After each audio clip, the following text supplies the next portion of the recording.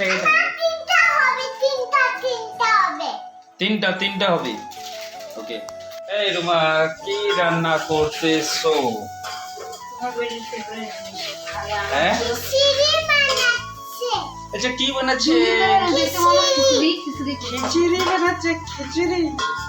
খিচুড়ি বানাচ্ছে। আচ্ছা তোমরা দিনের মধ্যে খিচুড়ি বানায় খাইতে পারো, তো রাত্রের মধ্যে কে খিচুড়ি খায়? এমন রাত্রের মধ্যে কে খিচুড়ি খায়? হ্যাঁ কে যে ভাত খিচুড়ি কেউ রাত্রিবেলা খিচুড়ি খায়? দিনের মধ্যে খিচুড়ি খাইতে লাগে তো, তাই তো নাকি?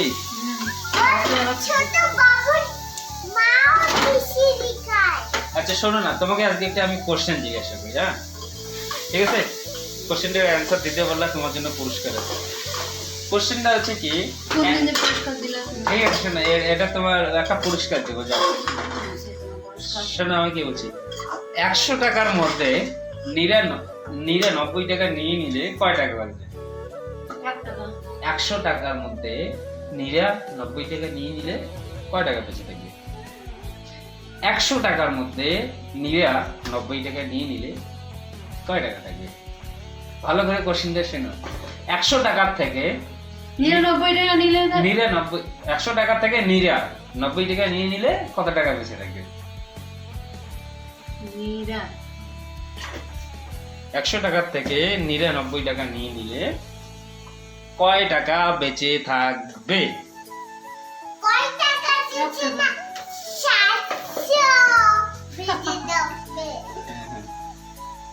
100 টাকার থেকে 99 টাকা কি করে?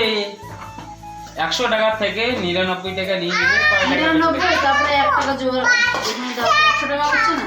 99 টাকা তুমি আমি তোমাকে কোশ্চেনের অ্যানসারটা বলে দিই। 100 টাকার থেকে নিরে হচ্ছে একটা মেন নাম, ঠিক আছে? আর 90 টাকা নিরে যদি আমি বারবার বলছি, 100 টাকার থেকে নিরে যদি 90 টাকা নিয়ে নেয় তাহলে কয় টাকা থাকবে?